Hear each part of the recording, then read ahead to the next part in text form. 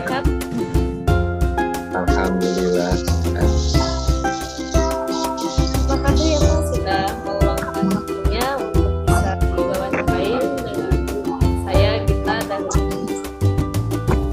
saya dari mahasiswi Sekolah Tinggi Keguruan dan Pendidikan di Cimahi Pak, jurusan Pendidikan Guru Sekolah Dasar.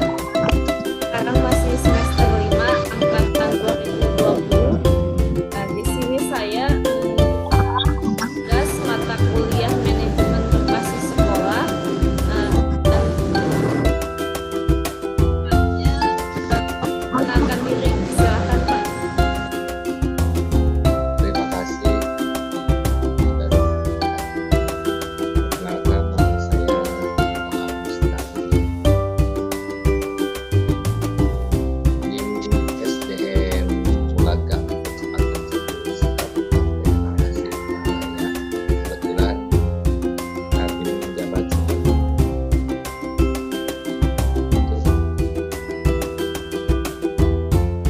Terima kasih Bapak.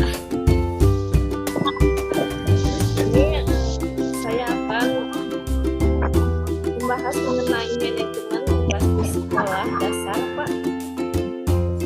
Dan Bapak sebagai kepala sekolah di SDN Mulagamang Pak.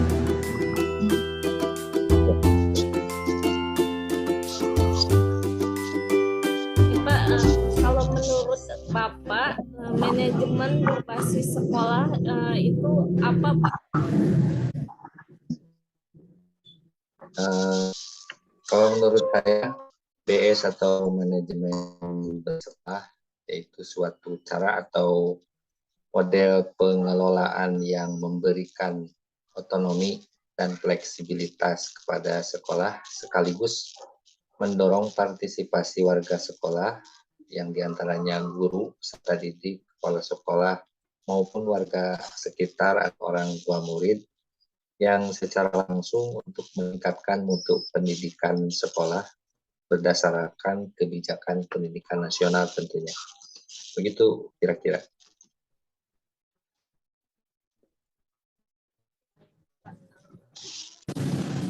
Kan ada konsepnya ya Pak dari konsep manajemen berbasis sekolah. Kalau dari tujuannya ini Pak bagi sekolah SDN Mulagamang itu apa Pak? Konsep dasarnya yang pertama mungkin itu mengalihkan pengambilan keputusan atau kewenangan yang semula dari pusat atau kanwil atau kandep atau dinas ke level atau tingkat sekolah. Mungkin itu kira-kira konsep dasarnya.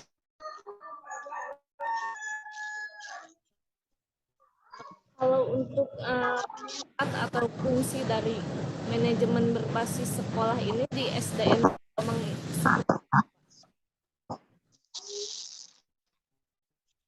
Fungsi MBS atau manajemen berbasis sekolah yaitu untuk mengoptimalkan kemampuan menyusun rencana sekolah dan rencana anggaran sekolah, kelola berdasarkan rencana sekolah dan rencana anggaran.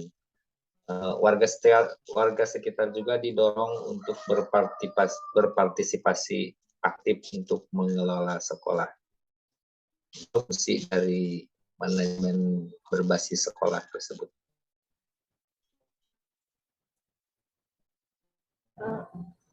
Untuk langkah-langkahnya Pak sebagai proses penerapan manajemen berbasis sekolah ini di Mulagamang seperti apa Pak?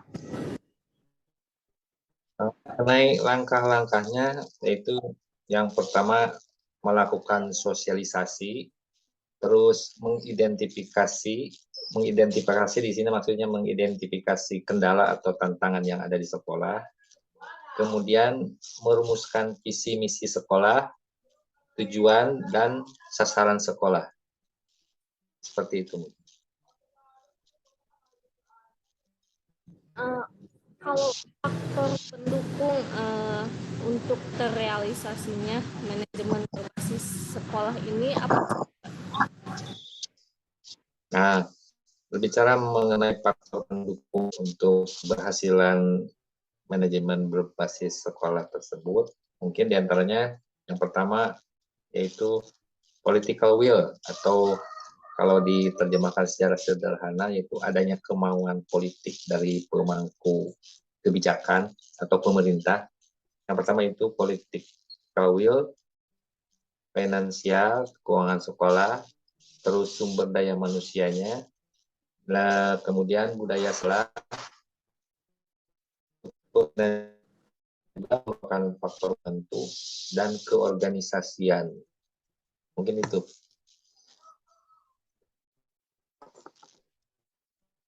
Bagaimana implementasi manajemen berbasis sekolah ini di SDN Mulagamang, Pak?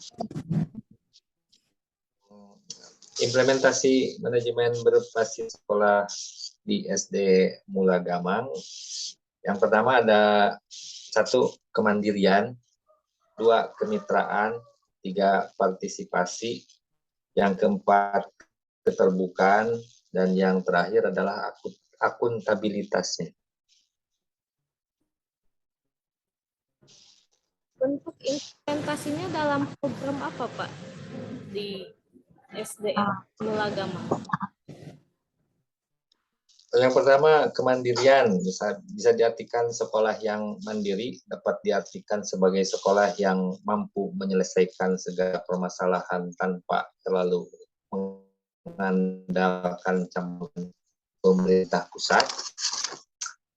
Misalkan contohnya untuk merehabilitasi atau memperbaiki sarana prasarana ruangan kelas, misalkan bisa dibuat suatu musyawarah dan komite sekolah terus menentukan anggarannya, terus pengerjaannya pun dilakukan secara swadaya atau mandiri.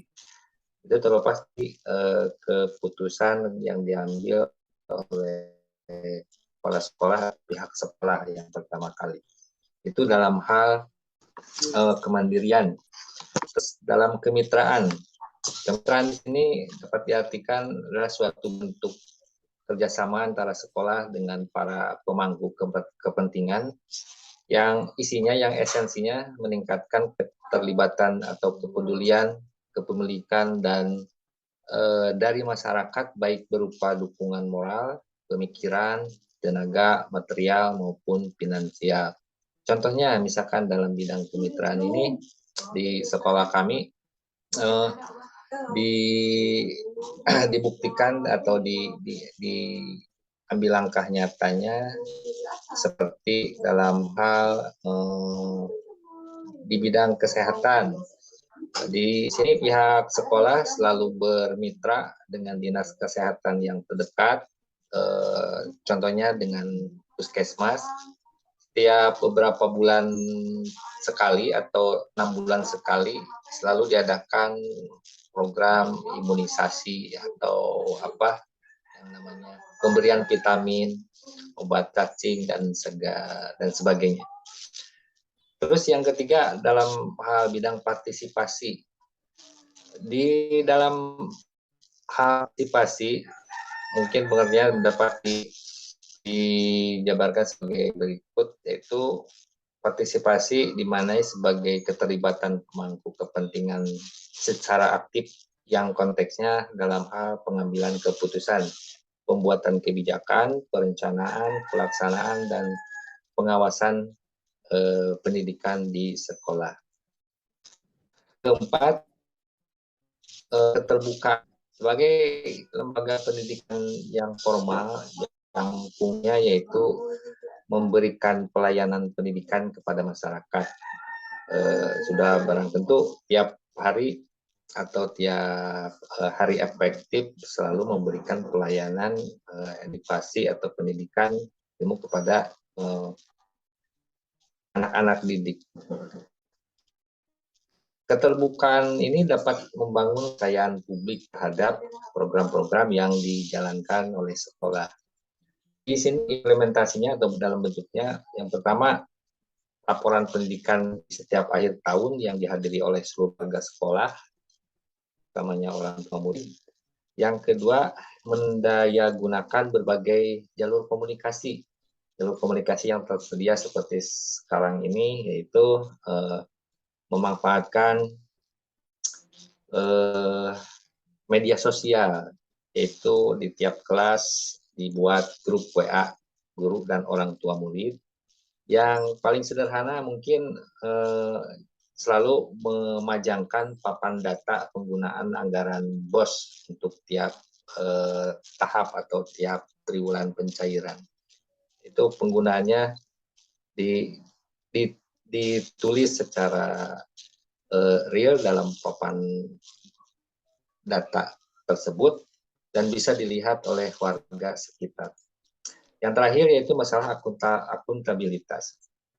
Akuntabilitas bisa dimaknai adalah suatu keadaan di mana suatu hal dapat dipertanggungjawabkan.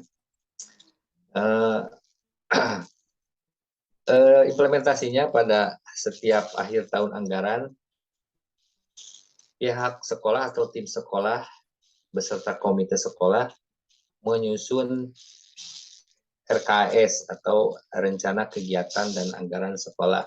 Dan setiap perubahannya selalu dilaporkan atau dikonfirmasi oleh ketua komite dan kemudian dilaporkan ke dinas terkait.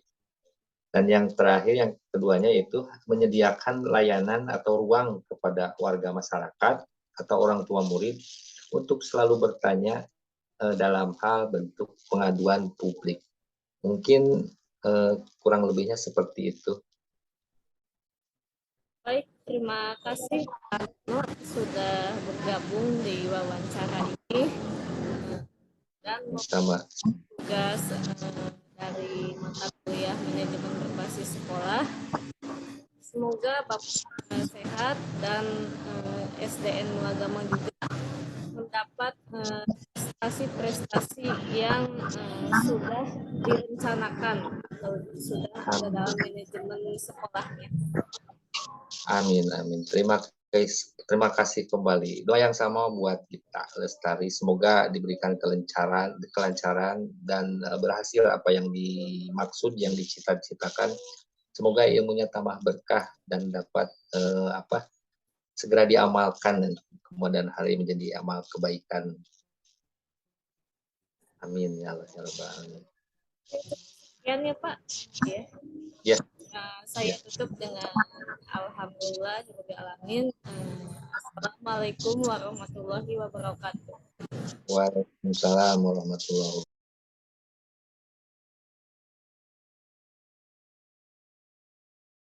Terima kasih Bapak waktunya sudah menyempatkan tugas dari kuliah masih sekolah Pak. Mohon. Assalamualaikum Pak. Perkenalkan Bapak. Waalaikumsalam.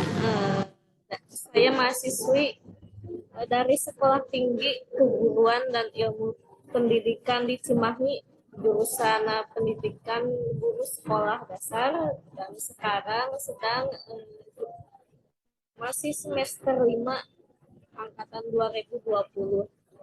Di sini saya untuk mengerjakan tugas mata kuliah manajemen berbasis sekolah dasar. Mohon untuk Bapak memperkenalkan diri Pak. Silahkan.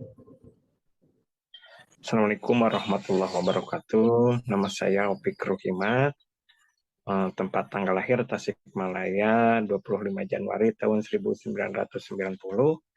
Alamat dari Pager Ageng, tepatnya dari Kampung Cikoranji, Desa Tanjung Kerta, Kecamatan Pager Ageng, Kabupaten Tasikmalaya. Tempat instansi sekarang saya mengajar di SDN Mulagamang, Kecamatan Jatiwaras, Kabupaten Tasikmalaya. Ya, demikian untuk profil Mulai diri. saja ya untuk pertanyaan wawancaranya, Pak. Siap. Bapak, menurut Bapak, manajemen berbasis sekolah itu apa, Pak? Menurut saya, manajemen berbasis sekolah itu adalah sekolah memanage sendiri mau bagaimana sekolah itu dikelola gitu. Jadi sekolah punya kewenangan atau punya seperti otonomi sendiri gitu. Seperti itu. Baik, Bapak. Kemudian bagaimana konsep manajemen berbasis sekolah itu sendiri, Pak? Manajemen berbasis sekolah konsepnya itu adalah dirumuskan dari kepala sekolah beserta guru dan komite yang mewakili orang tua. Ada perumusan di satuan pendidikan masing-masing. Dan dicantumkan itu dalam kurikulum tingkat satuan pendidikannya sekolah masing-masing. Jadi setiap sekolah berbeda dengan sekolah yang lain. Misalkan SD Mulagamang dengan SD terdekatnya, dengan SD Sukasenang atau SD Mekarwangi itu berbeda manajemennya. Seperti itu. Ya, apa saja Pak tujuan dari manajemen berbasis sekolah ini, Pak? Tujuannya kembali lagi untuk mengembangkan agar sekolah bisa menjadi lebih baik lagi dari manajemen kemarin-kemarin. Jadi apa namanya, kayak rencana, ada rencana jangka pendek, ada rencana jangka menengah, ada rencana jangka panjang. Jadi sebelumnya kan di apa itu di kurikulum itu kan dicantumkan mau seperti apa sekolah itu kan ada rancangannya Neng gitu. Jangka pendeknya, jangka menengah, dan jangka panjangnya. Jadi harus ada evaluasi dari tahun-tahun sebelumnya. Itu Neng jawabannya. Untuk fungsi dan manfaat dari manajemen berbasis sekolah ini apa Pak di SDN Mulagamang? Ya fungsinya ada tolak ukur mau bagaimana nanti sekolah ke depannya. Fungsinya, manfaatnya kita punya sasaran. Sasarannya seperti tadi dikemukakan, jangka pendek nanti sekolahnya mau seperti apa, jangka menengahnya seperti apa, jangka panjangnya seperti apa. Ya itu tercantum juga dalam visi misi sekolah gitu. Kan harus jadi kompetitif antara sekolah satu dengan sekolah yang lain. Malahan mah kalau bisa menjadi sekolah unggulan minimal di tingkat desa Mandala Hurip gitu Neng. Kan Mulagamang itu di desa Mandala Hurip ada 3 sekolah. Nah, itu menjadi kompetitor kami. Jadi nanti ada persaingan tersendiri di antara sekolah terdekat agar nantinya banyak masyarakat yang menyekolahkan ke SD Mulagamang gitu. Dengan adanya manajemen berbasis sekolah. Itu. Ya, terima kasih. Kemudian langkah-langkah dari proses penerapan manajemen berbasis sekolah ini apa saja Pak langkahnya? Langkah-langkah dari awal tadi sudah dikemukakan. Setiap sekolah itu kan punya visi misi tersendiri dituangkan dalam kurikulum tingkat satuan pendidikan gitu. Kalau nggak salah namanya dokumen 1. Yang dipakai di sekolah itu kita menggunakan kurikulumnya meskipun sudah sekarang ada kurikulum Merdeka Belajar, ada kurikulum K13. Tapi kalau dalam pelaksanaan, secara administrasinya masih menggunakan KTSP, di sana sudah jelas jangka pendek, jangka menengah, jangka panjang sekolah itu sudah dituangkan di sana.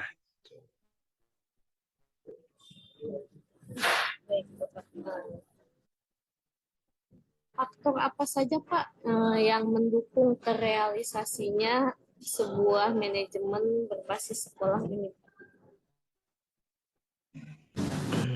Faktor yang bisa merealisasikan MBS-nya tersendiri ya terutama SDM-nya harus memadai, terus sarana prasarananya harus mendukung, dikarenakan Mulagamang sumber daya manusianya. Untuk guru itu alhamdulillah sudah mencukupi, beda dengan daerah misalkan di SD terdekat di sini ya, SD Taman Sari, sedikit guru dengan banyak siswa. Kalau di Mulagamang terbalik, banyak guru sedikit siswa, jadi rasionya satu kelas itu satu guru berbanding 4 siswa, jadi sangat sedikit siswa yang ada di sekolah. Jadi satu kelas di SD yang lain sama dengan satu sekolah di SD Mulagamang gitu perbandingannya.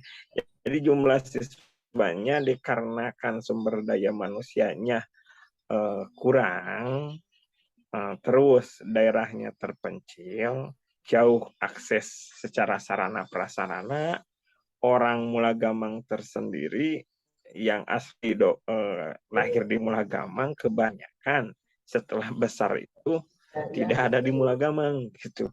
Jadi depannya itu punya visi misi secara manajemen merekrut calon siswa dari kampung terdekat dengan kita memberikan sebuah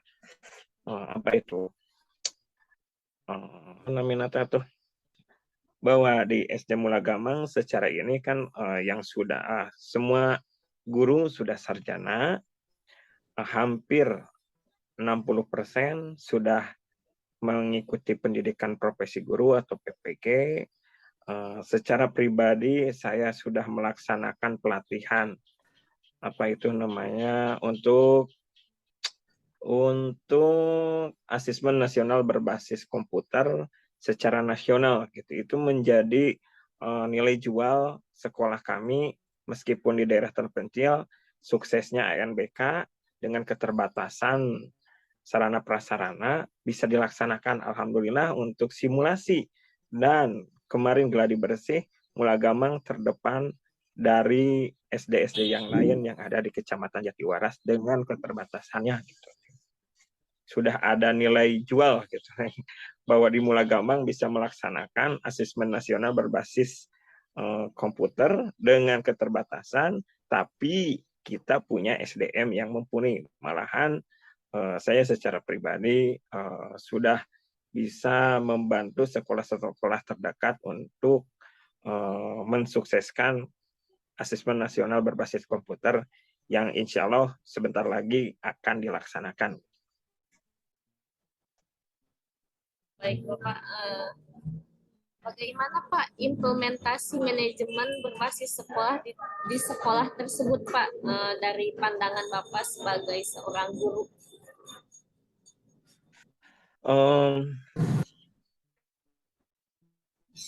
Untuk implementasi namanya pengaplikasian kayak seperti RPP gitu. Kadang kita merencanakan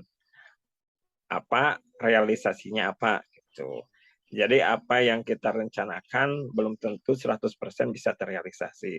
Tapi ke depannya dikarenakan SDM gurunya sudah mumpuni, tinggal kita bagaimana memaksimalkan potensi yang ada, kita menyebarkan lagi ke kampung-kampung terdekat yang ada di SD Mulagamang, bahwa di Mulagamang secara SDM guru sudah baik, tinggal dukungan dari masyarakat agar bisa menyekolahkan di SD Mulagamang. Kalau secara seperti kegiatan biasa itu sudah berjalan dengan baik. Kendalanya itu ketika ada perlombaan dengan keterbatasan jumlah siswa, kita sulit untuk menemukan siswa terbaik gitu. Nah, misalkan untuk kegiatan olahraga, untuk poli saja ya, ada 6. Ternyata kan satu kelas ada 4. Berarti kan sudah kurang gitu ya. Nah, visi misi ke depannya, jadi kita akan memberikan brosur ke daerah-daerah yang terdekat Mulagamang agar bisa sekolah ke SD Mulagamang. Itu PR-nya itu kan jumlah siswa. Itu Neng lah berbasis itunya ingin lebih menambah jumlah siswa PR teh. Oh ya, PR-nya di SDN Mulagama, Pak. Kalau untuk implementasinya dalam program apa aja nih, Pak? Implementasinya dikarenakan jumlah siswa berbanding lurus dengan anggaran gitu. Yang Ya. lain puluhan juta, kami sedikit untuk triwulan sekarang saja SD orang lain puluhan juta, kami mah hanya nilai satuan juta gitu. Jadi kegiatan kan itu banyak ya.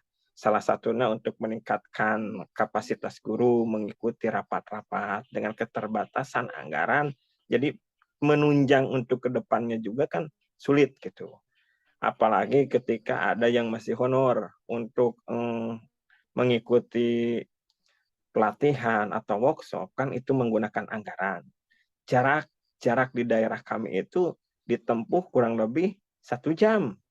Otomatis kan terkendala secara materi ya nengnya gini dikarenakan kan itulah gitunya jumlahnya sedikit berbanding lurus dengan besarnya anggaran. Nah, itu satu kendalanya.